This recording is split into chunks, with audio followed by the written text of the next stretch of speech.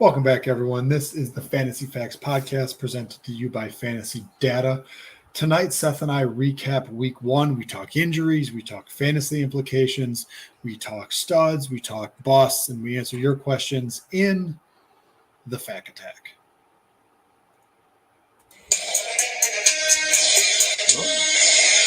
These are the Fantasy Facts with your hosts, Pat Loftus and Seth Keller.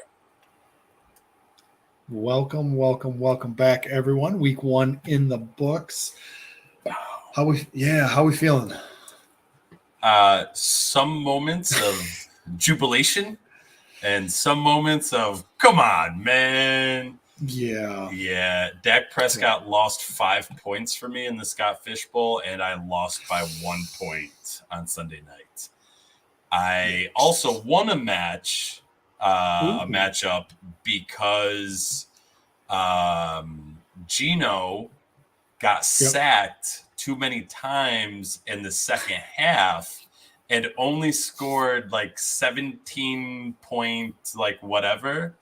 And I ended up winning by 0.44 on the week. So, nice. You win some, you lose some.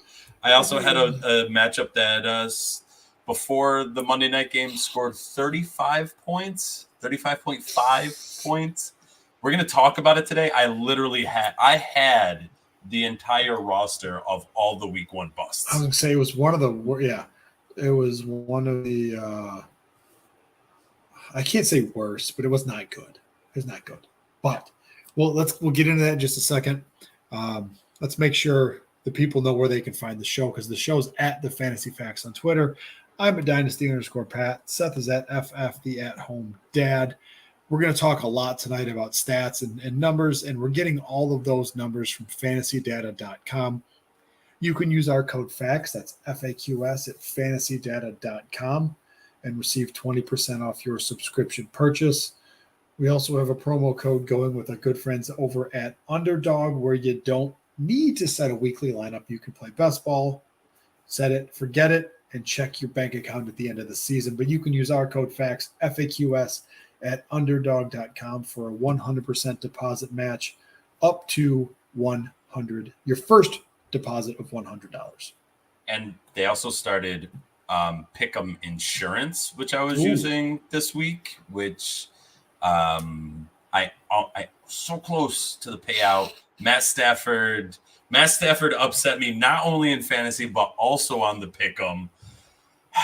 Because I was using the insurance. I thought smartly by saying, listen, either Henderson's going to be the workhorse or it's going to be Cam Akers. So let me get the insurance. I'm going to put them both in there. One of them's going to do what I want them to do. It ended up being Henderson, but then Stafford just completely choked. Womp, womp, womp, womp. Bum, bum, bum, bum. Yeah. So, it was not a good – I think I was split amongst my leagues. My home auction league, man, I went with the elite wide receiver route, and they paid off. Chase Pittman, A.J. Brown, Michael Thomas all played great, but we will get into the guys that overperformed and the guys that underperformed in just a minute. But let's take us to our opening question, which we ready? Oh, we're ready. Okay. It's time to crack one open with the opening question. All right, so the question this week comes from me. Just thought of it.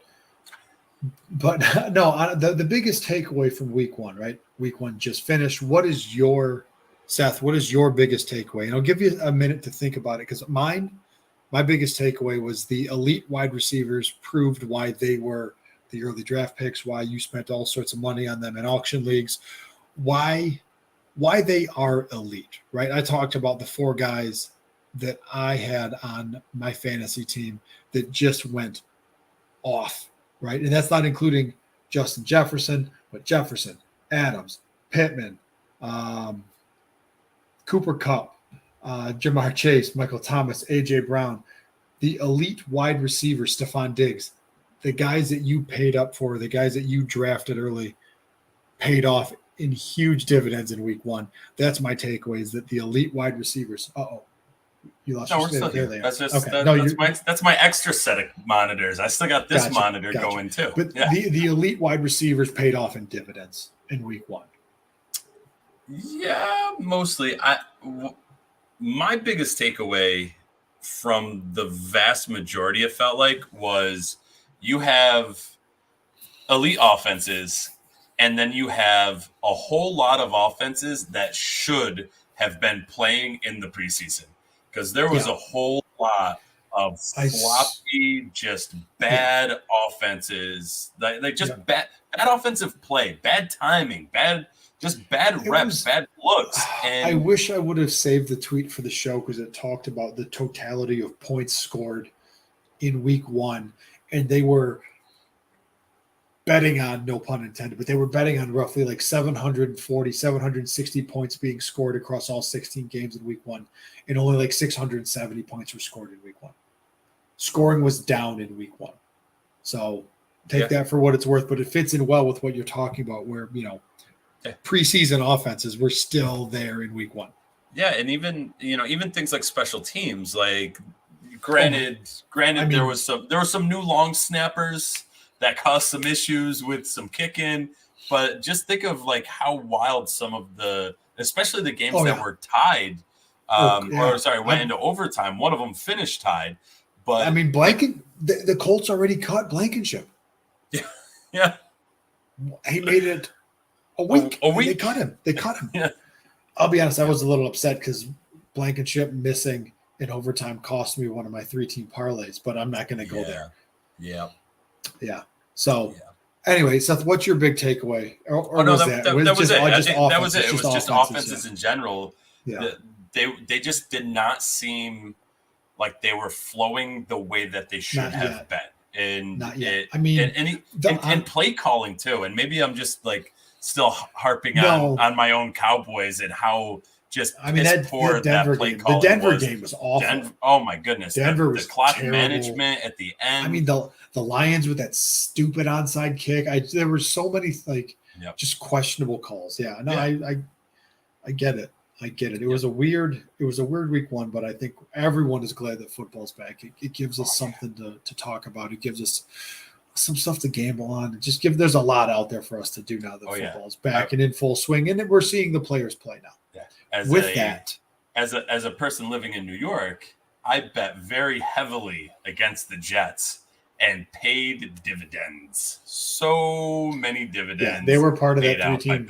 They were part of that 3-team parlay that I lost out on. I took the Ravens and the under, and that was with football, with week 1, come and gone, we have injuries. And with injuries come fantasy implications. So we're going to break down, 1, 2, 3, 4, 5, 6. I've got 8 here that I would like to talk about and the fantasy implications around these. We'll start with the quarterback position. And Seth, if I missed any injuries, let me know. But the big one at the quarterback position, Dak Prescott, fractured thumb. Now, having or has already had surgery, we're recording Tuesday night, so he may have already had surgery. They're calling 6 to 8 weeks. Jerry Jones said 4 to 5 weeks. I would be surprised if he's back before 6 weeks. And the biggest fantasy implication here, obviously, is CeeDee Lamb. Yeah. Now you have Cooper Rush or whoever they bring in, which it doesn't sound like they're going to bring anyone in. So you've got Cooper Rush throwing the ball to CeeDee Lamb. Yeah, you have CeeDee Lamb, you have Dalton Schultz also, and then you also have implications possibly for Zeke and Pollard in the sense that maybe the Cowboys will actually run the ball. Negative implications for pass catchers, positive implications for running backs, because you're right. You're not going to trust Cooper Rush to throw the ball as many times as at Dak this point, Prescott. I might trust Cooper Kupp to throw the ball because that man seems like he can do no wrong. So I guess I'm all right with it. Very true. All right, let's move to New England, where Mac Jones and that new Patriot offense led by Matt Patricia was on full display. You can tell there's a bit of sarcasm and a little bit of hatred in there. Mac Jones took a lot of shots. Back spasms are affecting him. He X-rays after the game, but those were clean, so he's dealing with just the spasm. So it's day to day. But honestly, with that offense, I'm benching Mac Jones. I'm benching every pass catching option in New England. The flip side of that is, and I don't have it in the sheet, but I just read it, that the Patriots put Ty Montgomery on IR. So he is now out 8 weeks. So that's a big boost for Harris and Damian Harris and hopefully Ramondre Stevenson. Yeah, I didn't even see the Ty Montgomery one. I just saw that before we went live. Wow.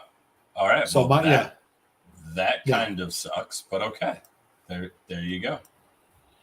Let's move out west.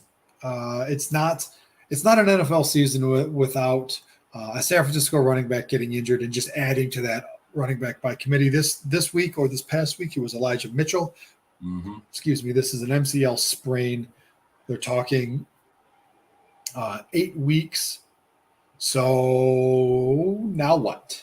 Yeah. I mean, are you rolling out any San Francisco running back with any confidence, or is it Trey Lance now? Because I know I'd like it to be.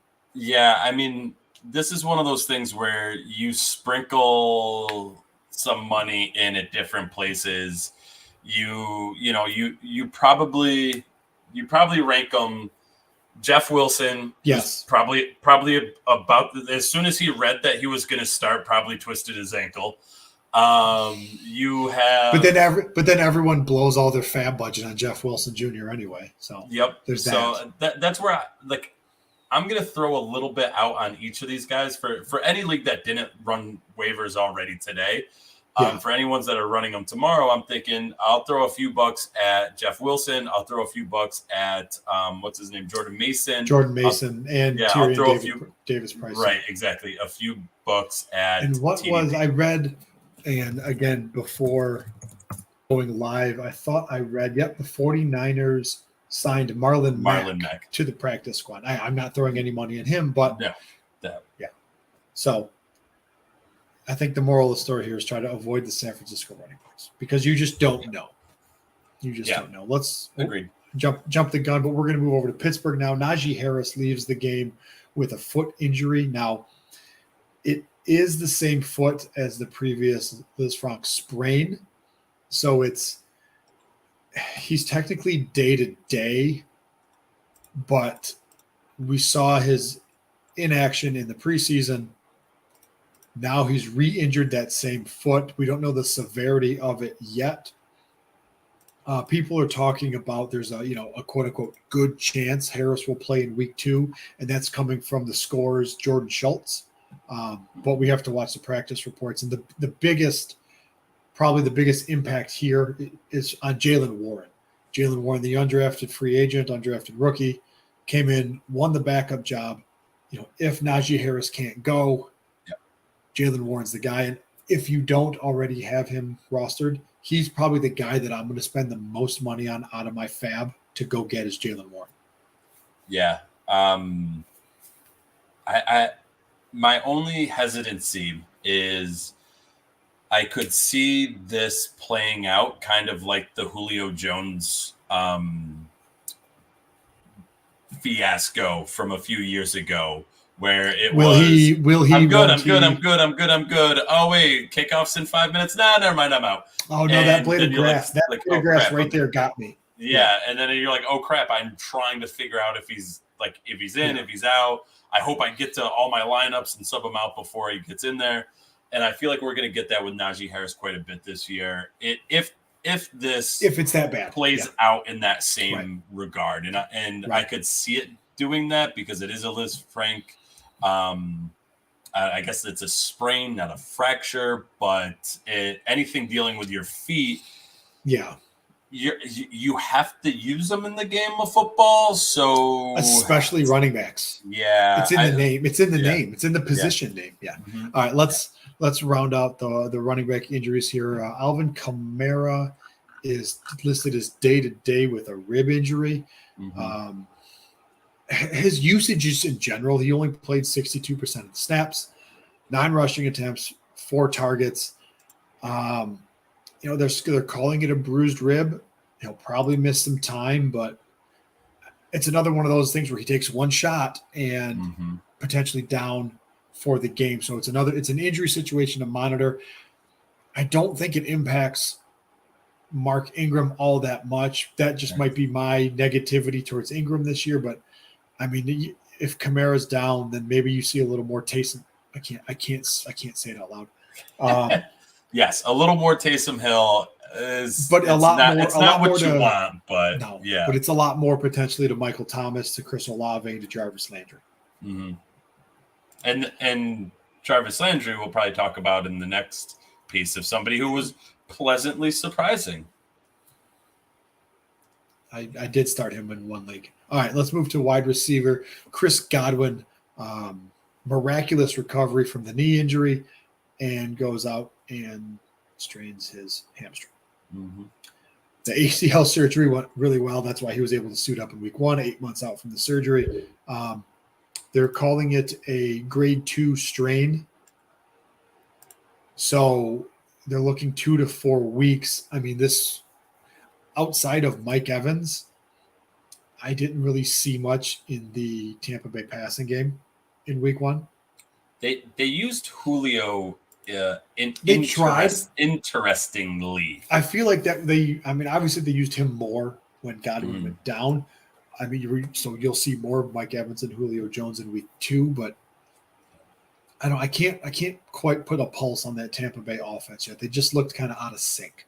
And granted, Brady missing 11 days of preseason is probably why. I mean, he still made some, decent throws, but the Cowboys defense holding Tampa Bay to 4 field goals to start the game was unlike a Tom Brady led offense, also kind of unlike the Cowboys defense, but they really showed up and they played well. But I mean, they just got no help from the offense, the Cowboys. But yeah, I think, Godwin going out, I think it could lead to more things for Julio.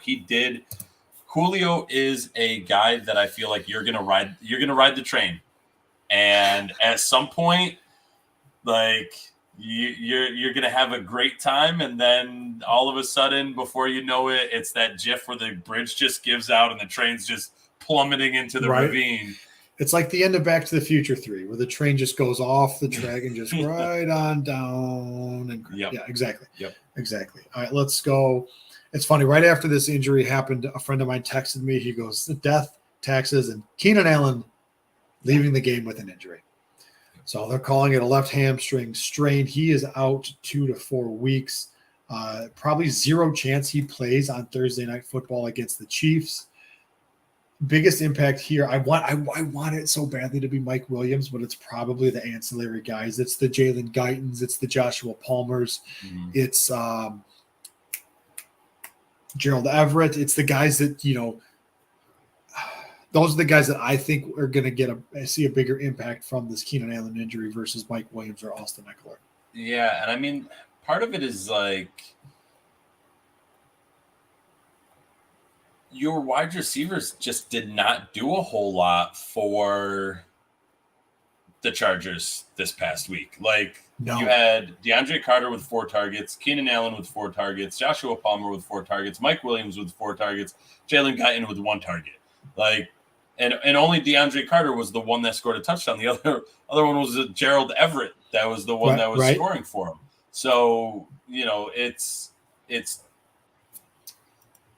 it's one of those tough things where it's like, do you go all in now in Mike Williams? Again, the places I have him in my roster, it's like, yes, I want to go all in on Mike Williams. But the question is like, just looking at the diversity that Herbert hit with passes, I don't know if you can really go all in on any of these receivers. No, and I went all in on Mike Williams preseason and acquired him before the season started. So joke's on this guy. Ugh. Well, at least at week 1. No. All right. Lastly, T. Higgins, concussion, left the game relatively early after taking a hit to the head. He's now in the concussion protocol. He is, as of today, Tuesday, he is questionable. So monitor If not, I mean, all those targets, you saw what happened. Everything went to Jamar Chase, and Jamar Chase was an absolute monster in that game. Yeah, and you also saw a nice little bump for Hayden Hurst, I believe, as well. He finished third on the team with 8 targets, which is pretty good for a tight end. Pretty good for a tight end. Exactly. Granted, they did go to overtime. They did go like all the way through overtime. But so there was a few extra, they got to play a few extra plays than every other team. But yeah, like Chase with 16 targets, Mixon with 9, and then Hurst with 8. Boyd coming back with 7. I think that's probably one of the things where like Boyd becomes maybe a little interesting in like much deeper kind of leagues where you have to start a lot more players. But for the most part, I think you're right. I think this is like Chase now looks even more. It's Jamar Chase, and then it's everybody else. Yeah. All right. Let's get into what are we calling this? I don't even know what to call this. Are we talking like overperform, underperform, overreaction, underreaction? It's a lot of things. We're gonna play a game called Fact or Fiction, and we're gonna look at guys that looking at their projection from fantasy data. Great spot to get your projections from. Looking at their projection and then looking at their actual stats for the week, again, from fantasy data. Great spot to get your stats from. And just looking at like, okay, who were the guys that were busts? Is that a fact that they're going to stay busts, or is it fiction that they're going to just bounce right back and they're going to be perfectly fine? So let's go by position. Let's jump first into, I would say, quarterbacks. Let's start there. And we had quite a few busts for quarterbacks. Aaron Rodgers leads the pack as the biggest bust at quarterback. He underperformed by 14.7 points. You had 2 quarterbacks underperformed by double digits. By double digits, yeah. Aaron Rodgers and Dak Prescott. I can't blame Dak. We talked about I can't blame Dak because of the injury. And really, let's look at the Green Bay game real quick, right? Aaron Rodgers, in one of the first few plays of the game, throws a dime. Just a dime to Watson, and he flat drops it. That's a 75-yard touchdown pass off the books. Yeah. That changes the entire tenor of the game. So, I mean, Rodgers did he underperform? Yes, he did. But his wide receivers also underperformed too. I mean, Alan Lazard was out as well. I feel like he's going to be a completely different quarterback in week 2, and you can probably bet that rookie wide receivers in Green Bay are going to see about half a target, and I'd probably bet the under. So you're going then. If we're saying Aaron Rodgers was a bust week 1, you're saying it's fiction. It's fiction. That he's going to stay a bust. All correct. Right. Dak, we're going to skip because of the injury. He's injured. Matt Stafford, next on the list, missed by 9.8 points. Fact or fiction? Fiction. So he's going to bounce back. Tom Brady, missed by 8.82. Fiction. He will bounce back. Trey Lance. I have to remove my fandom for Trey Lance here because I really want this to be fiction. And I think the conditions that they played in impacted this. So I'm going to withhold judgment until week 2 and see how week 2 goes. Because right now I can't hold that game against him or Justin Fields or really any of the skill players in that game because of how shitty the weather was. Yeah. And I mean, Justin Fields performed slightly better. He scored 3 more points than Trey Lance, but I mean, he was projected to score less, so his numbers don't look quite as bad. We already talked about Mac Jones. Last 2 I want to ask about, and then we'll switch to the other end of this. The good side, positive. Yeah, the positive side. So Derek Carr and Trevor Lawrence. Both of them missing projections. Trevor Lawrence not by as much. Derek Carr missing it by 5 points, 4 points. I didn't get to see too much of the Raiders game. I saw a lot more of the Jacksonville game. I'm going to say Trevor Lawrence. It's fiction. He had guys just flat out dropping touchdown passes. Yep. I mean, ETN, 2 of them. He dropped one. He fell down. I almost dropped an F-bomb there. He fell down in the end zone and would have caught another one. So I'm going to say it's fiction for Trevor Lawrence. Man, for Derek Carr's tough. He's one of those guys. You're not spending like a ton of draft capital on him, so the expectations should be a little tempered. But I'm going to say this is a fact. I think Derek Carr is a guy who's going to underperform all year. Yeah. And I think you're probably right there. All right. So Thanks, for most of them, I think you're pretty much right. And I do agree with the let's withhold judgment on Fields and Trey Lance, even though I kind of want to be like, they're bums. I agree also. Like the monsoon game, yes. Yeah. It was, it was what it was. Parts of it that was fine. But yeah, you're going to have sloppy games at times. Those are one of the games where if you are doing a bit of gambling, you bet the under when you realize like, hey, this game's a monsoon. Mm-hmm. And the over-under is still in the high 40s. Let's go ahead and attack Let's just go ahead and get that real quick. Yeah. All right. So Pat Mahomes was the second highest projected quarterback, and he finished as the highest actual scoring quarterback with 34.9. Yeah, that's fact. I think Mahomes is on a revenge tour this year. Yeah, I agree. A waiver wire stud here. Everybody's going to be asking this question. Fiction. Skip. Don't even. It's fiction. Carson Wentz. Fiction. Ooh, see, I see Carson Wentz. This is Carson Wentz, but in somewhere between 1 to 3 weeks, you're also going to still have Carson Wentz, but it's going to be the Carson Wentz game where the 2 picks that he threw in the third, fourth quarter are going to be what he does the entire game because that's how Carson Wentz plays. He has really great games, and then he has some just absolute boneheaded plays, boneheaded games where you're like, what were you even thinking? And you got both out of him in this game, but because their opponent was not necessarily the strongest, they were able to weather that storm extremely well. But I don't think we're going to get one of the let's see, he finished as a was he the top 3? Yes, he was the third highest scoring quarterback. Yeah, fiction. And fiction. All right, Josh Allen, fact. Yep. Jameis Winston, fact. Geno Smith, fiction. Mariota, fiction. I mean, a lot of these guys, and they're not outscoring their projections by a lot. They're within that, like 4 or 5 points. That's a pretty standard range of error, I would say. The only one here that I'm going to say is fiction is someone who's going to consistently be outscoring their projections by more is Jalen Hurts. Jalen Hurts was projected to score 24. He scored 22. Jalen Hurts is a guy that but vice versa, you switched it. He was projected for 22 and he scored math. 20. Yeah. Math. Yeah. Switchy. Yeah, you know what? Yeah. So he's projected to score 22. He scored 24. Mm-hmm. Jalen Hurts is a guy that yes, it was against my Lions, but man, he was this close to just putting up a monster game because Gainwell, Sanders, AJ Brown gets tackled inside the 5 twice.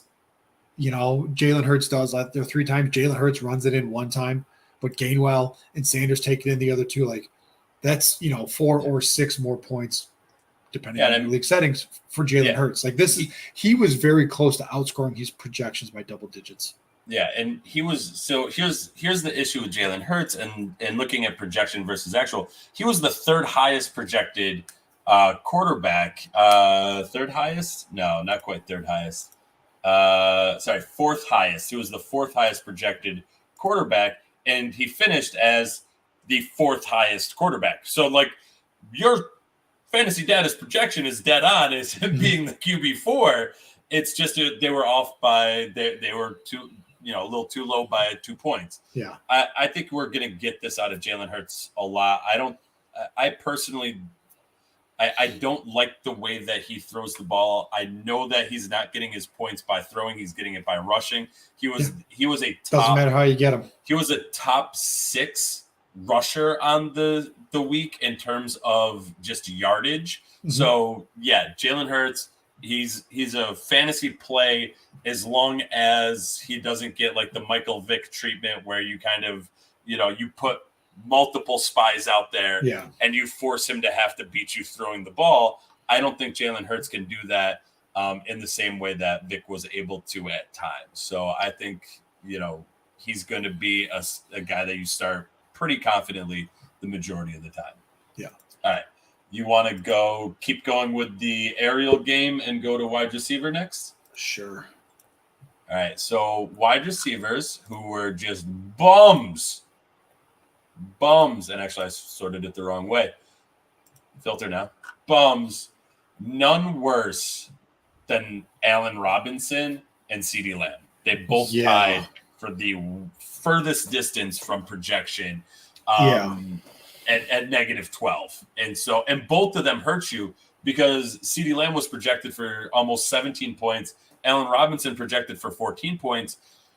I think the hype train just went off the rails for Allen Robinson. And I'm guilty because Allen Robinson is and has put up wide receiver 1 seasons. He's playing with the best quarterback that he's ever had in his career. And I think everyone just bought into that a bit too much. And now, obviously, I don't think he's going to underperform by double-digit points every week. I'm going to call this fiction, but I'm not expecting him to be like this double-digit overproducer from his projections as well. He's a guy that I think is going to be right in that line of like, we're projecting him to put up 14 points. That's what he's going to put up, right? He's going to be just a kind of a middle to back end wide receiver 2, right? Yeah, and my bigger concern was with watching that Rams game and just watching how badly that left tackle got beat over and over and over again, and how much pressure that put on Stafford. And that just seemed like it was like he needed his security blanket the entire game, and his security blanket was Cooper Kupp and Tyler Higbee, and he just always pepper. He it was borderline assault. The amount of just things he threw at Cooper Kupp and Tyler Higbee, and so I think I honestly think I think it's a fact that Allen Robinson is not going to be the wide receiver 2 that we're expecting him to be. I think he bumps down into that wide receiver 3 range for me. Okay. And he's going to have an occasional game where Sean McVay, I trust that he's going to make some adjustments. Hopefully it's protecting that left tackle. Trust me, as a Cowboys fan, I've watched Tyron Smith spend a lot of time sitting on the bench and going, dear God, make an adjustment to help your left tackle. So I know how that feeling is for the Rams people, but there are ways that a good coach, not the Cowboys coach, can support your left tackle by setting up specific plays and things like that. So I think Allen Robinson, as of right now, I think it's a fact that he's just not going to be. He was projected as a wide receiver 20. I'm not projecting him in the top, I'm not projecting him in the top 20, top 25. Moving forward, he easily bumps down into that wide receiver 3 range, and CeeDee Lamb he's that's fiction. That's fiction. Such a hit. That's fiction. I think it's fiction. I mean, Dak's injury does play a huge part in that, and to play devil's advocate to what I literally talked about 20 minutes ago. There's a chance now that whoever comes in and plays quarterback, let's say it's Cooper Rush, he's just going to lean on CeeDee Lamb. He's going to pepper CeeDee Lamb with targets. There's always that possibility. So you got to, CeeDee Lamb's not a guy you're benching. You're starting him every week, and you just have to take the good and the bad. Whatever happens, right? Yep. I don't think we're going to see two catches for 29 yards again this year. Yeah. But you have to know that for the next 4 to 6 weeks, his numbers could be very, very, very sporadic. Yeah. And I agree. I just want to pat myself on the back and say what's up to Breathing Fantasy Football. Literally, appreciate the feedback. Hopefully that's not the only nice take we have on the show.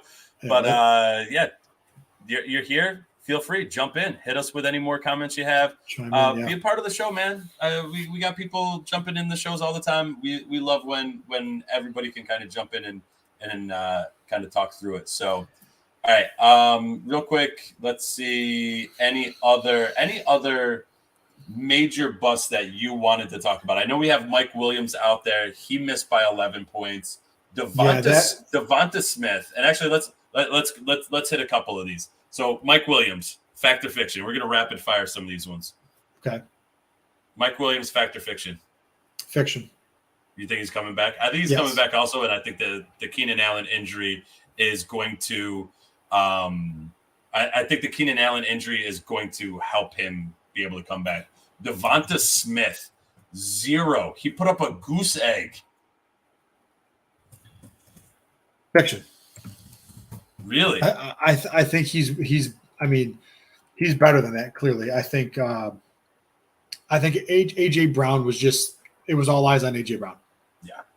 I feel, and this is a big pat on the back to Jeff Okudah as well. The Lions' number 3 pick from 2 years ago had a shit rookie season, then blew out his Achilles. Fingers crossed as a Lions fan, and is just you never want to see anybody get that seriously hurt. Fingers crossed he's back, he's healthy, and this is the Jeff Okudah that the Lions fans have been dreaming about since we took him 3rd overall a couple of years ago. Yeah. So I'm going to say Devonta Smith. That's fiction.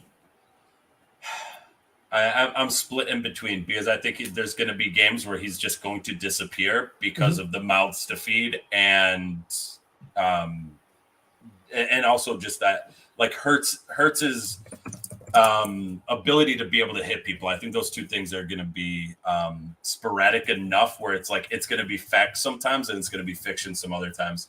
All right, Darnell Mooney, fact or fiction? Finished with 1.8.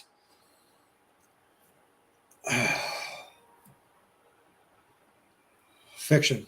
I think you can't hold week 1 against them. I'm mad because I was like, all right, fine. I'll get a little, to the moon. I'll get a little of that season going. But no, you know what, Mooney? You burned me real good. I'm gonna leave T. Higgins off because of the concussion. Injury. That's not worth. I'm gonna ask you one here because I've got one marked off on my sheet. Amari Cooper. He finished 7 points under his projection.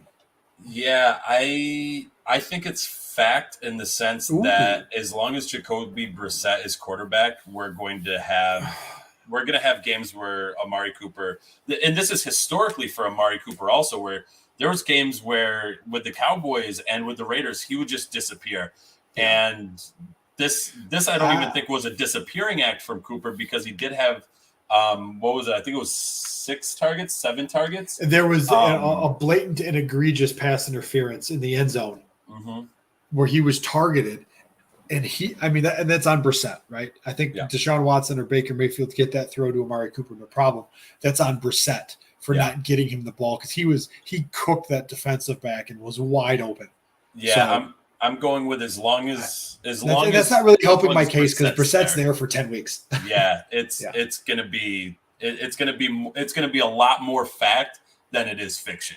But Cooper is still talented enough to have a big game.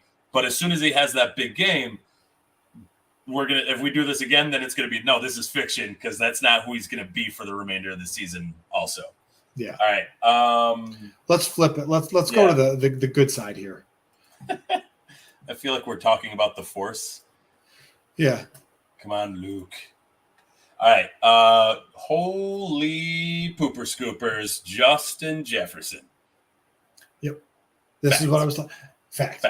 Yeah. Fact. Okay. Devontae Adams, as much as I thought he might be a bust or guy to avoid. Fact. I mean, Hunter Renfrow did underperform though. He was pretty far on that list of underperforming. So I think we were kind of right in the idea that it's going to be difficult for Derek Carr to feed all of those mouths there with Adams, Hunter Renfrow, and Waller. And Devontae Adams had the Darren Waller treatment of 17 targets, something like that. Week 1. So that's my question. That's my question. Fact or fiction, Devontae Adams, is he going to keep getting peppered with targets like that, or are we going to see some undulation? We'll see some undulation, but he's a guy that I think will be consistently outperforming. And this is a flip from what I said about him earlier. I think Adams will be consistently consistently outperforming his projections. All right, so here's my question to you, Seth. We had 11 wide receivers that outproduced their projection by double digits. Mm-hmm. Take a look at the list. Give me one name on there that will not do this again. I mean, there's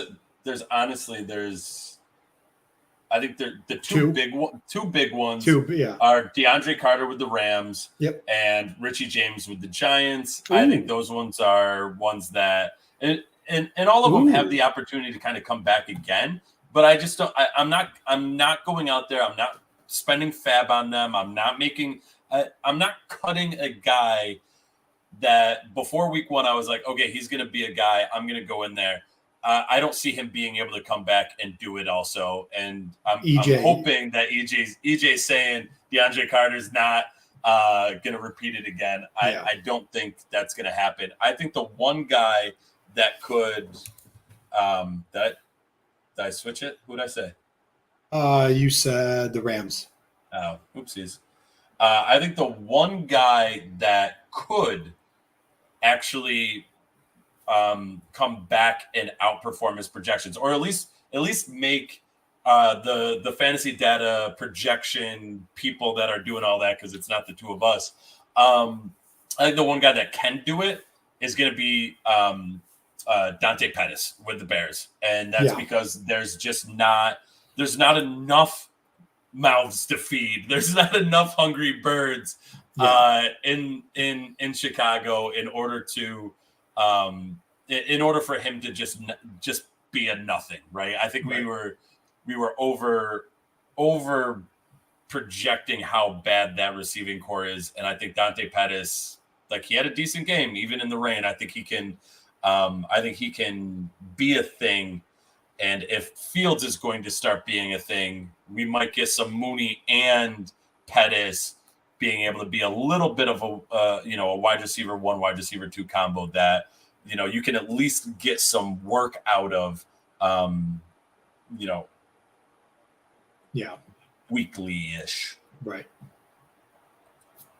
Anybody else you want to talk about on that list? No, there are a lot of guys that just kind of fell into that meh range, 3-4 points under, 3-4 points over. I mean, pretty spot on projections by fantasy data. And we're always going to have guys every week that are going to outperform and underperform. And this is another one from EJ, Equanimous St. Brown, sneaky revenge game. Almost nobody is aware of. It's that Bears offense where you don't know, right? Yeah. Who is going to be the one? Somebody has to catch the balls in Chicago, and it's fantasy football roulette every week. Yep. And I wonder too because Dante Pettis, remember that year when Dante Pettis was a thing, and then he just kind of disappeared in San Francisco, and I'm wondering now if that's like a thing with San Francisco, like a recent thing with San Francisco, because they did it to Dante Pettis, they did it with Ayuk last year, where Ayuk was a thing 2 years ago, and then last year was why in earth is he just not being used at all? And so I wonder, is Dante Pettis going to be a worthwhile play here? And I kind of like Pettis still. I think he's showed a decent amount when he was with San Francisco, at least in that early year, that blow up year that he had. It's kind of the roulette we were talking about. So I've got one name that I want to talk about down in Jacksonville is Christian Kirk. I think Kirk is the real deal down in Jacksonville. He's a guy that outperformed his projections by 5 points this week. Mm-hmm. He's a guy that I think is going to consistently outperform his projections. And I say that because I want to lead into this question from Greg. Do you think Michael Thomas is good to go from here, or are you still waiting to put him in your lineups? I started Michael Thomas everywhere I had him. And if you've listened to us in the past, I think we've been all in on Michael Thomas since the season started back in March. As long as Michael Thomas is healthy, that's his biggest hurdle. It's been his biggest hurdle over the 2 years. As long as Michael Thomas is healthy, Michael Thomas is a go in my roster. Same here.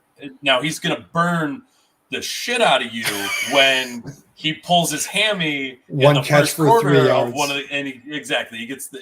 Yeah, but that's the same thing that it literally happened with T. Higgins this week, right? He had a catch or two and then pop concussion, and you're like, man, that sucks, right? But that's just the game that we play, right? The game that we play about the game that they're playing on the field, right? And so, as long as Michael Thomas is healthy, he's a start for me.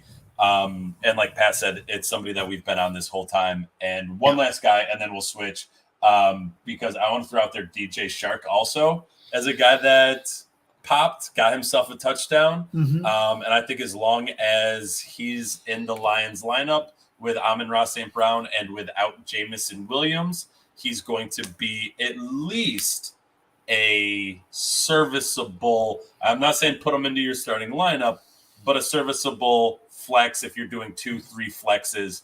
I don't mind putting Shark in there. I do. I think that's a fiction. I know the Lions went out and paid him this offseason. I was lower on Amon-Ra St. Brown, but after seeing his usage, he's the real deal. He's legit. Yeah.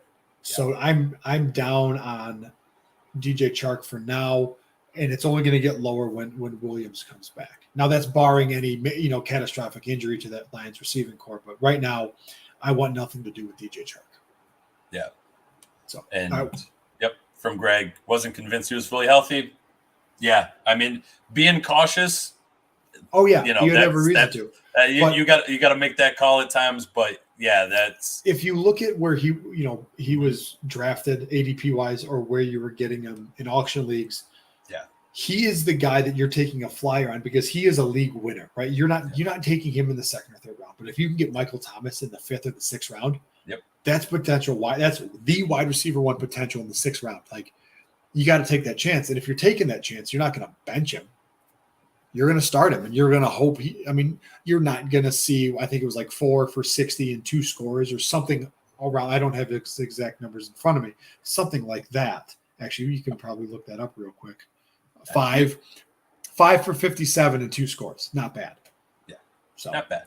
All right. Not bad. Where do you want to go next? Running back or tight end? Let's go tight end. We'll save running back for the last one. Because those ones I think are the ones that I think we can fly through tight end pretty quickly. Tight end, kind of just absolute flat out bust. Kyle Pitts.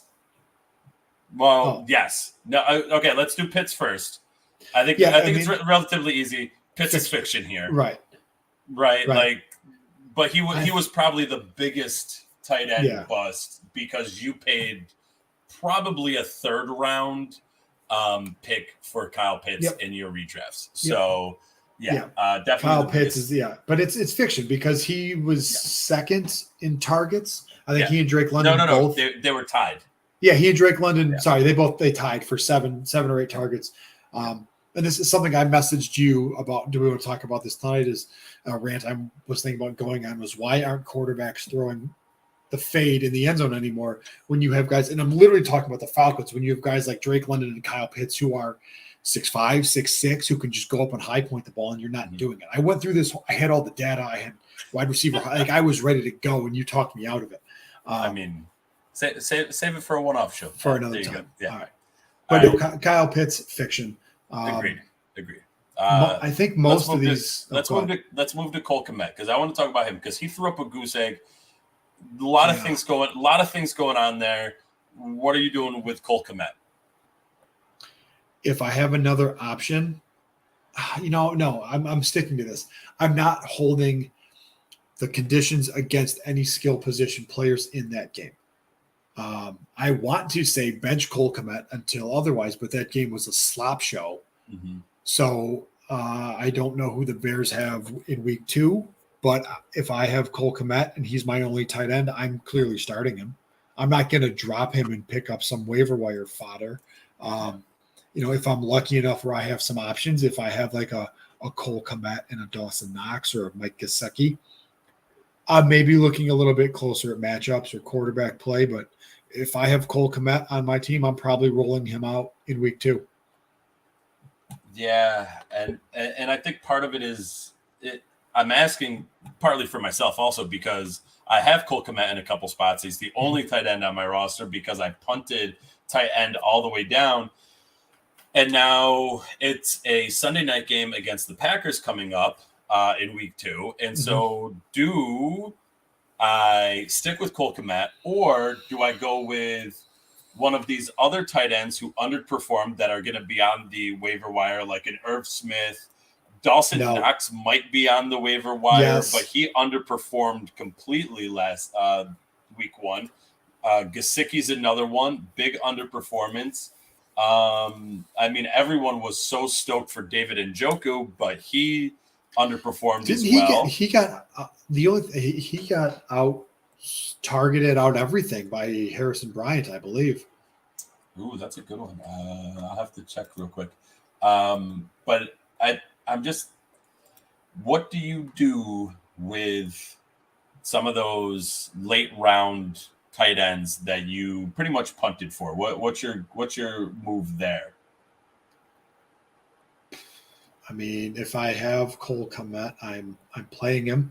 If you're talking about some of those other guys, the only one I would strongly consider would be Knox over Kmet. And then I'm not going to, depending on the waiver wire, I mean, none of the guys on the waiver wire really present any sort of challenge or any sort of promise. I'm going to start this guy over Cole Kmet, right? Chicago's offense is severely lacking in pass catchers. Cole Kmet, outside of week 1, does that pretty well. So I'm not using the weather in week 1 against any of the skill position guys. So I say you fire up Cole Kmet and then, fool me once, shame on you, fool me twice, shame on me. Yeah. And then week 3, you roll out, won't get fooled again. Yeah. So good one. So Njoku had 1 target and 1 catch. Harrison Bryant had 4 targets and 2 catches. Yeah. And over with the Bears, Cole Kmet had 1 target and 0 catches. And Ryan Griffin actually was the most targeted tight end for the Bears, but he also did not catch a ball. Yeah. So it's a slop show there. So let's flip the tight ends real quick. Don't spend your money on any of these guys. Are you starting Will Disley? No. Over Cole Kmet? Come on, Dizzle? No, none of these guys. OJ Howard, Colby Parkinson, Taysom Hill, Will Disley, Andrew Beck, Jody Fortson, Ian Thomas, Zach. None of those guys. The tight end. No, that's all of that. Every single one of those players is fiction because they are all going to be touchdown dependent. And let's be honest, OJ Howard might not score two more touchdowns the rest of the year. I think OJ Howard is one that I am going to pick up just with. No, why? Well, so here's the thing. Okay, here's the thing. In one of my leagues already, waivers run, right? I'm going to leave this question up here. We'll talk about this in just a second, Greg. Someone paid 33 or $33 because it's $100 one, whatever. Yeah, you can get found for OJ Howard. I'm not going to pay that. I'm going to see. I'm going to put a. Don't do it. Depending on who my tight ends are and depending on roster space, I'm going to go out and try and get OJ Howard for the reason that he is, 1, still relatively young, at least in tight end years. 2, is still a freak athlete. And 3, there's not that Houston offense is still forming. And that's also why, when we get to running backs, I'm not moving too far on the Birdcat Dameon Pierce piece.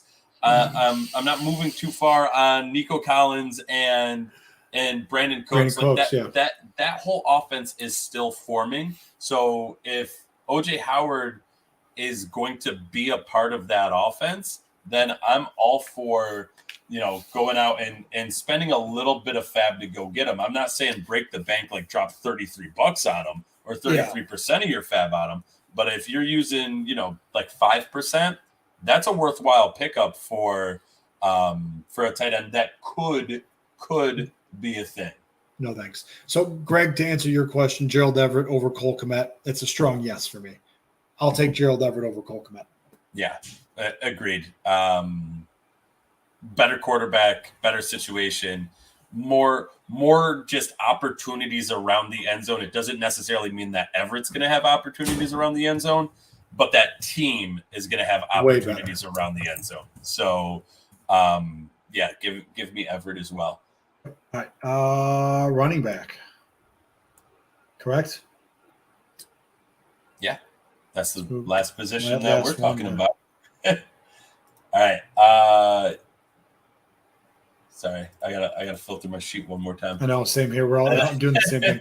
We're both filtering. Right. You're supposed to do the segues, Pat, and I'm supposed to do we're running backs here.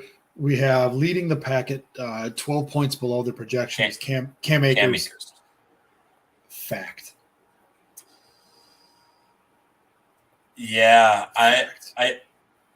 I'm not dropping him yet. I'm not dropping him, but I'm definitely moving him out of. I did not have a lot of Cam Akers. I think I have him in about 2 out of the somewhere around 15 to 20 leagues that I'm in. He's definitely going to be on the bench week 2. And he's probably. I think you might be right, Pat, that this may be he's not coming in just yet. So I just want to bring this up from E.J. Davis Mills turning into possibly the best quarterback from last year's draft class, especially at his draft capital. Well, yeah, at that draft capital, of course. Yeah, of course. And I think if you were able to get him, talked about it a couple of times. Oh yeah, I remember talking about Davis Mills last year. Yeah, yep. It's a great point, and if you're able to get him in super flex leagues, you probably got him for nothing, which is awesome. Which is exactly what you want. Okay. All right. Next on, I actually want to skip over next on the list. Okay. We'll come back to him because we talked a bit about him pre-show. Number 3 on the list here, Alvin Kamara injured, Elijah Mitchell injured, Austin Eckler coming in at 8.8 points below his projection. Fact or fiction, Seth? I think part of it is just he was projected as one of the top rushers. He was the 3rd highest projection. So I think part of it is the amount of letdown that he had there because he was projected just so high, right? Yeah. I think he is going to come back closer to his projection because when you're looking at what he was able to do, he still had 4 receptions for 36 yards. The bigger question was his rushing. He only had 36 rushing yards. And so a question is, were we wrong about the Raiders defense and they're going to be a relatively decent run stopping defense?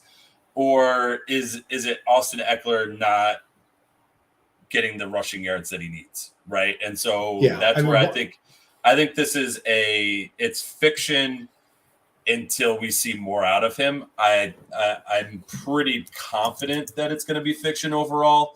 But I'm not going to say it's fact that he's a bust yet. Yeah. And I'm one of the most Austin Eckler agnostic type of guys. You are. It's that undrafted free agent. It's like the little wormy thing from Wrath of Khan. It's just in my brain and I can't get it out. But yeah, I'm not ready to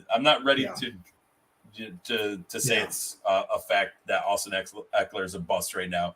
So, all right. Do you want to talk Dameon Pierce or do you want to talk Derrick Henry? Let's talk about these 2 guys next. All right. So I think Derrick Henry's the easy one. He still had 82 rushing yards. He had it was 3.9 yards per carry. It's roughly that 4 yards per carry kind of threshold that you expect. He had 21 rushing attempts. I think this is fiction in the sense that I think Tennessee just looked not good. Like they were one of those offenses that I talked about that you didn't really have anybody playing in the preseason, and it looked apparent that offense was not clicking. You had a rookie wide receiver lead them in targets, Kyle Phillips. You saw very little out of Treylon Burks, very little out of Robert Woods. Yes, they gave Henry the ball 21 times. And Derrick Henry's a guy that I've been down on, mainly because he was coming off an injury for the first time in his career. Not really sure how he'd react. But this Titans team just doesn't look good, right? Yeah. And to me, that just screams we can't turn around and hand the ball off to Derrick Henry 20 times because we're not going to win games that way.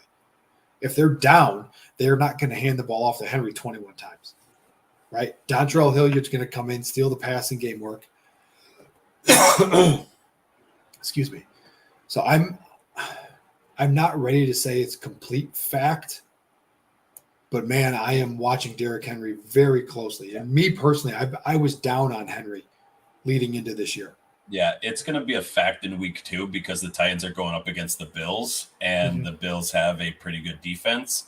So I think it's going to be a fact again for next week, unless he breaks off one of those crazy runs where he like stiff arms 2 or 3 guys and just like rips off a 70-yard touchdown. So obviously one play like that saves your entire week. But I think it's going to be a fact for at least the next week. I do not think it's a fact for him on the season. And honestly, I think the 82 rushing yards is encouraging, and the 20 attempts is encouraging in the sense that his injury did not seem to hamper him. So it seems like he's back and healed from that injury. So I'm good to go with keeping Derrick Henry, obviously at the top of that list. Dameon Pierce.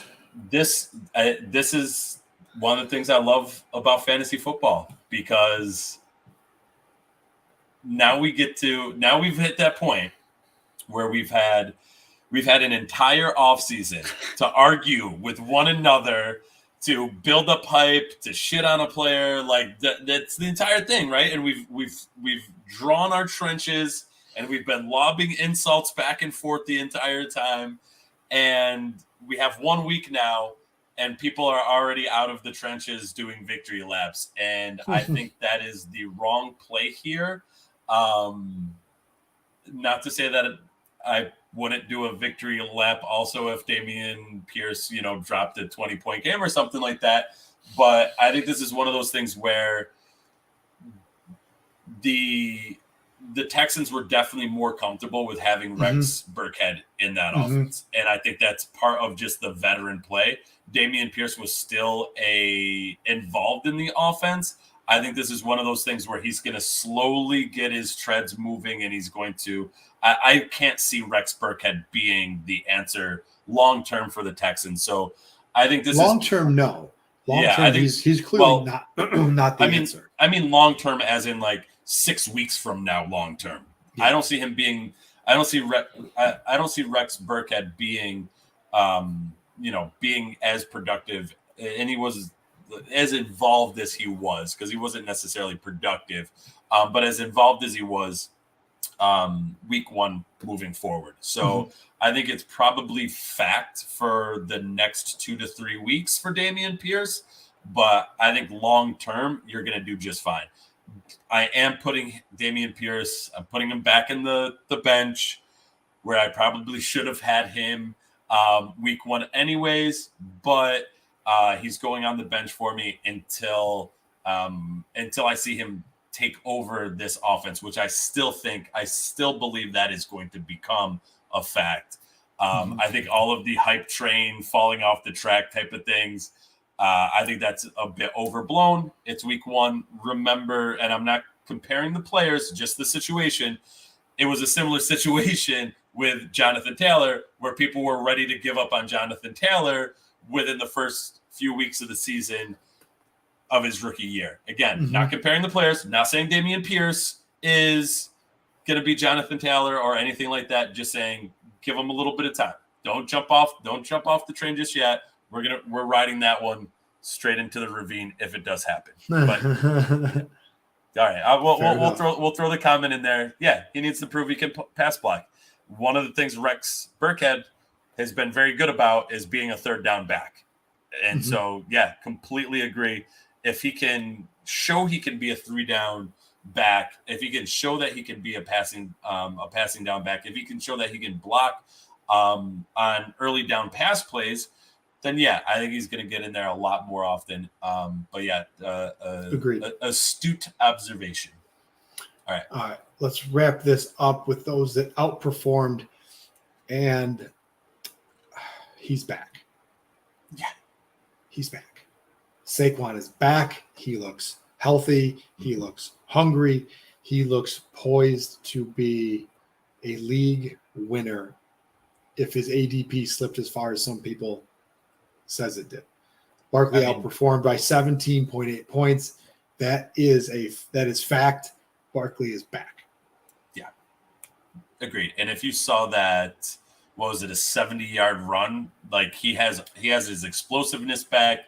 He has his pop back. And it feels very similar to what we saw in Saquon's just absolute breakout year, where there's just nothing else on the field to support him. So you're gonna hand the ball off to him. You're gonna try and get him involved in the passing game.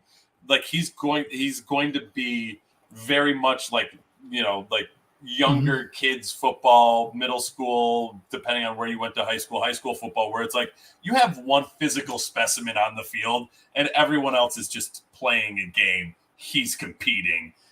That's kind of what you have going on with Saquon and this Giants offense, because I just don't see anybody competing for touches from Saquon. Like obviously you need to spread the ball around some, but he's going to be that guy. And here's to hoping he stays healthy throughout that entire time. So here's one that surprised me quite a bit. We're going back down to Jacksonville.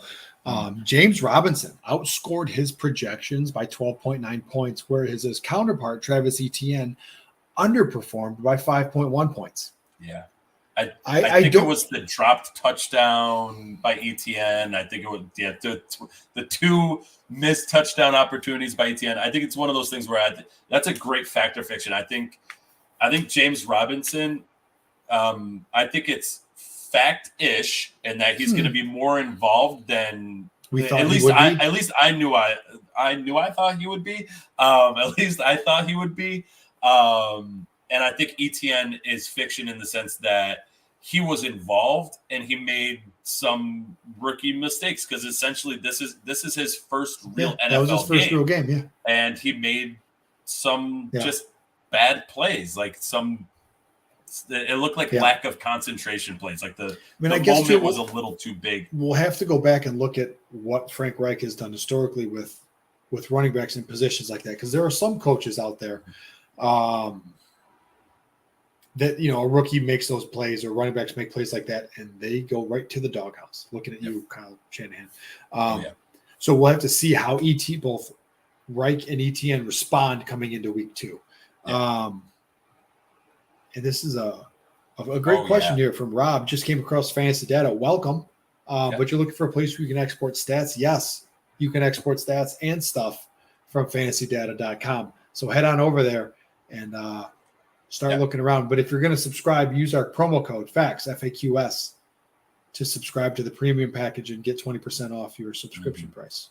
That's actually how we're doing the actual versus projected right now, is because I exported out the projections from week 1 and then exported out the actual stats from week 1 and just put them together to do a little quick, easy Google sheet of actual versus projected. But yeah, I use fantasy data for all my stuff. Same. I do a whole lot of really fun stuff with all the stats and fantasy data. It's my go-to spot if I want to do something like this, because I have it up right here. I'm looking at it. If I want to just quickly see, like, how many targets did we have in Houston? Wow, Dameon Pierce, man, 1 reception, 1 target. That's not very good.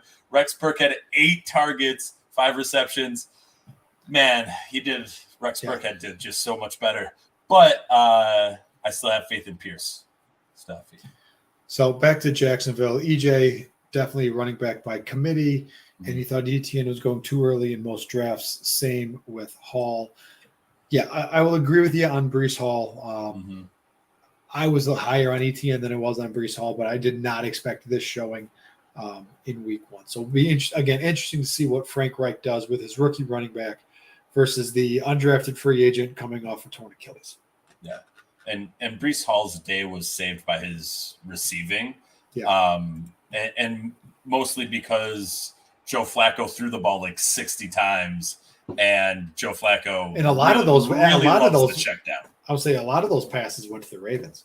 Spoiler, he doesn't play for Baltimore anymore. I mean, maybe he got confused at one point, but that was not good. But all right, back to the good stuff.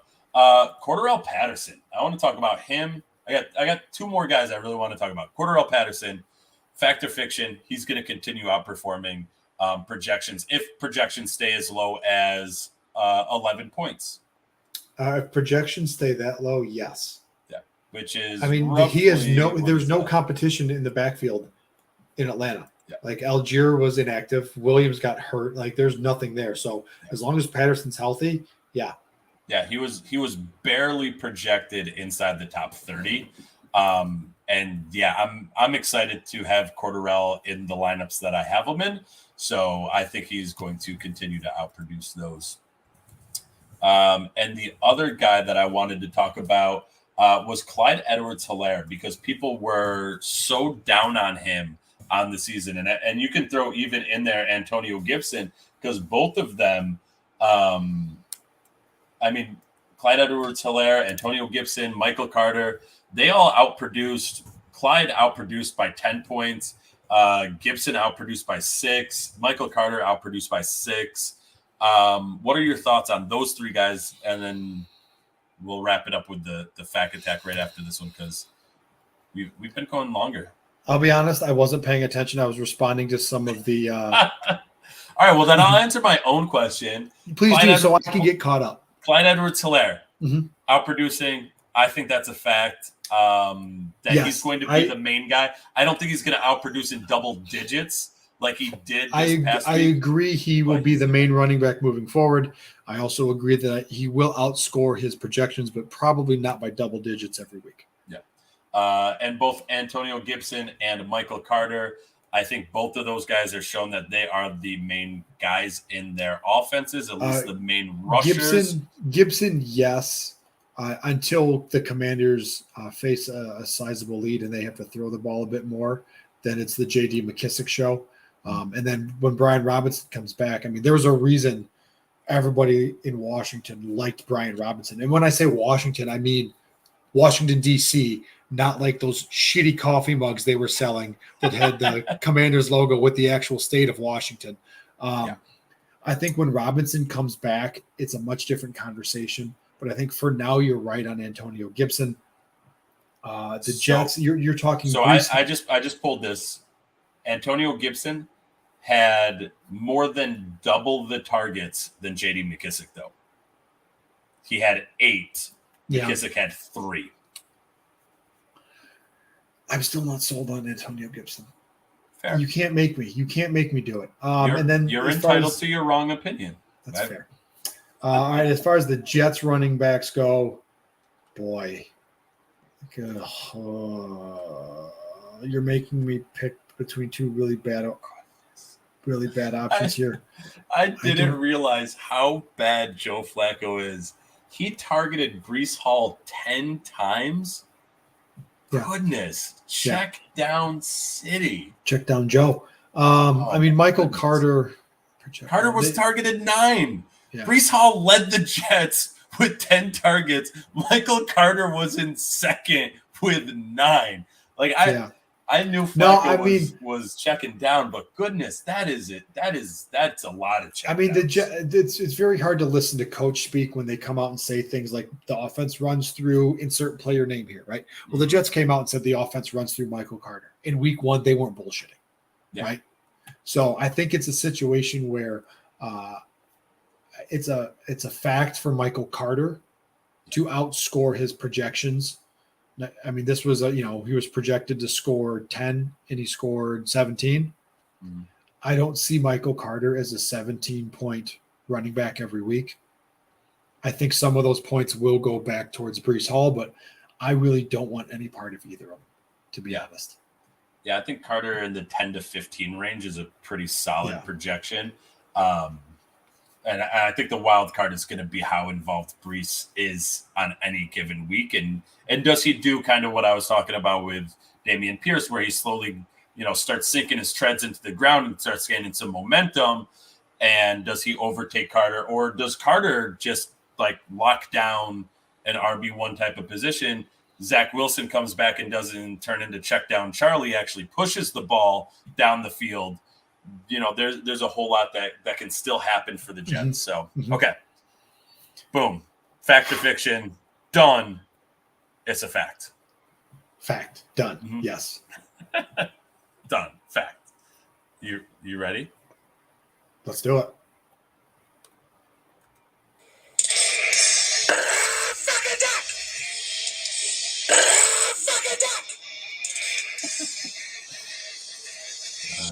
All right. For anybody new, I made that drop myself, and it makes me laugh every time I hear it. I hope everybody else enjoyed it as well. All right. Our first question this week is from @JaredNFL. Who do you prefer in standard scoring? It's a non-PPR league out of Darren Waller and Kyle Pitts. Should be noted that Jared also has Devontae Adams. Yeah, because it's non-PPR, and this is one of the ones that came in via DMs. Yeah, so thank you for the DM. Yep. Well, you're not thanking me, but thanks. No, Jared. Thank you, Jared. Yeah. Gerard. Because it's not PPR, the most valuable thing that you're going to get is touchdowns, which to me, I think is going to be Waller because I think the Raiders are a better offense. But I think you're going to be happy with both of them. No, in non-PPR. I want Kyle Pitts. There's no one else in Atlanta. You're talking about touchdowns. Waller has Drake London. Waller has to fight with Devontae Adams, Hunter Renfrow, and Josh Jacobs. Mm-hmm. Atlanta, there's the rookie Drake London. There's Cordarrelle Patterson. Mm-hmm. Don't forget my man Cordarrelle. And I'm in a non-PPR league. I want Pitts over Waller. Yeah,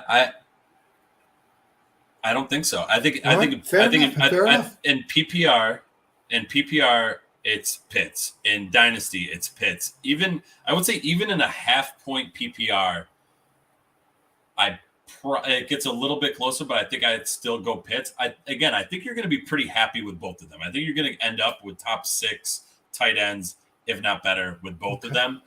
But I think I lean Waller, and that's all right. I'll tell myself I'm entitled to my own wrong opinion. All right, so from @Willie Gronka, this is a redraft league. It's his Dak replacement, 6-point passing, 1 point per 20 pass yards. Carson Wentz or Tua Tagovailoa. You also didn't tell me to start the timer. Oh, we're just going to run through. I just assumed that we started. We're just going to run through these real quick. Yeah, a little bit late. It's supposed to be 5 minutes, but okay, we're fine. Yeah. Okay. Give me Wentz. Give me Wentz. Tua. But all right. Better. All right. So we're gonna pause. We're gonna pause the fact attack real quick. Okay. Because we got a comment or a question from Andrew Winkler. Would you be looking to trade Lamb or hold stronghold? I'm not looking to trade away CeeDee Lamb. It depends. I would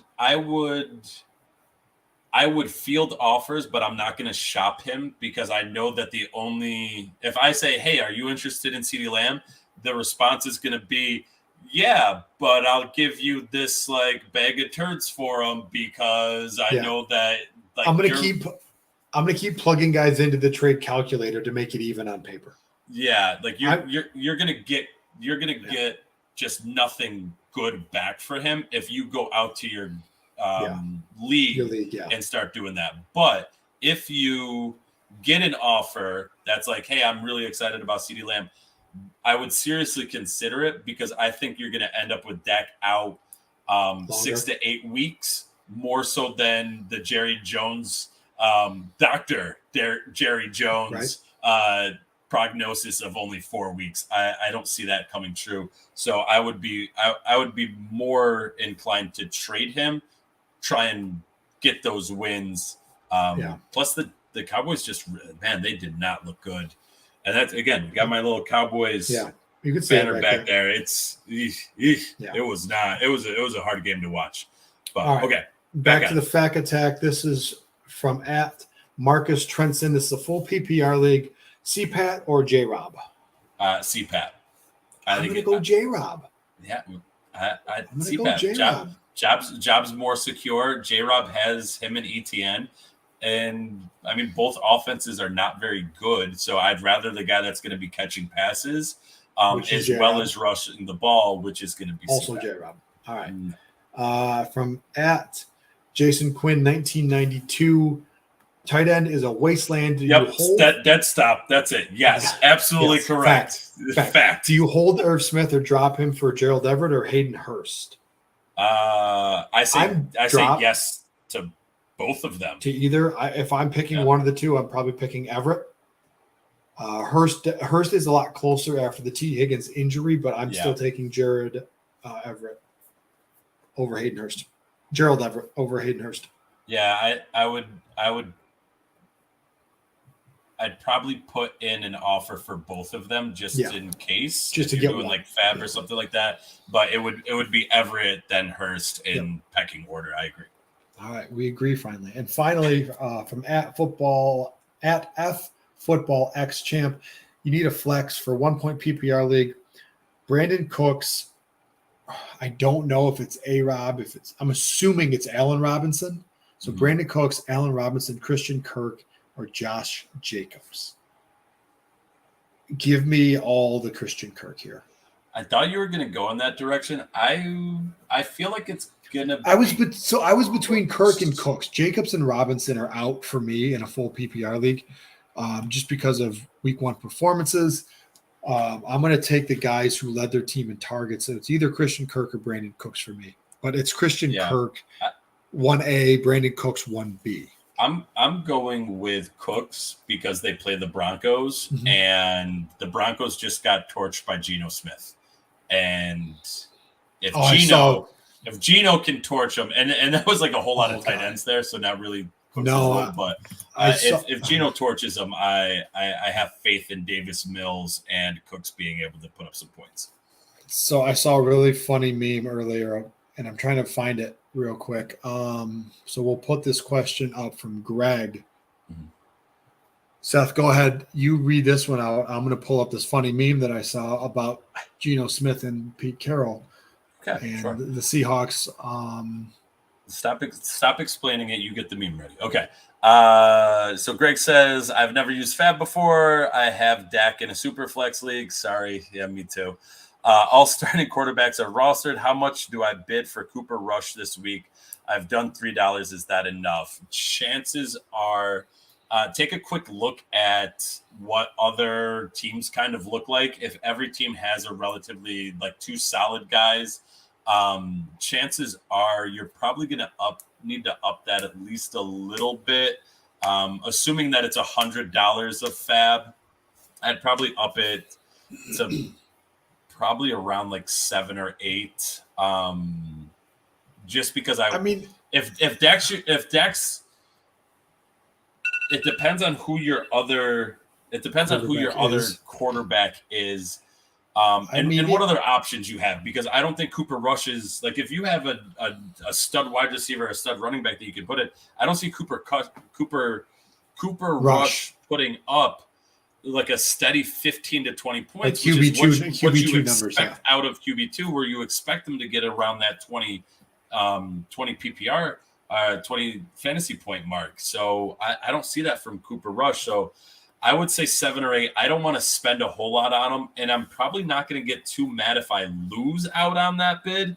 So yeah, out of $100, 7 or 8, maybe, depending on how desperate I am. Yeah, I might go to 11 to just try and outbid like a 10 one, but I really don't. It's going to feel bad. It is going to feel real bad in a super flex to not put another quarterback in there. But chances are you're probably not going to get. You're not going to get great numbers out of Cooper Rush. But I would say throw out $7-8 and see what happens. If you don't get him, you don't get him. And if you get him, then you have the option to start him every week until Dak is back. Yeah. And then probably like week 3, you're going to be like, good God, I can't believe I started Cooper Rush. Week 2. All right.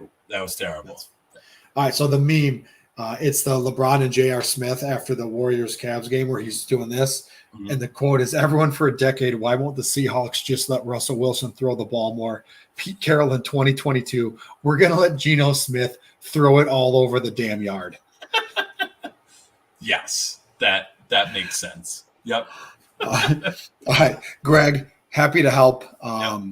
Thanks so much for the comments and the questions. And that go for Greg, Alex, there's a comment in there from you about Gerald Everett. Andrew, EJ, Rob, everyone, thanks so much for hopping on and commenting and for joining the show with Seth and I tonight. We really do appreciate it. And with that, we are going to wrap up our week 1 recap and our week 2 primer. Make sure you head on over to @thefantasyfacts on Twitter. Give us a follow. I'm at Dynasty_Pat. Seth is at FF the At Home Dad. And with that, good night, everybody. Catch you on the flip side.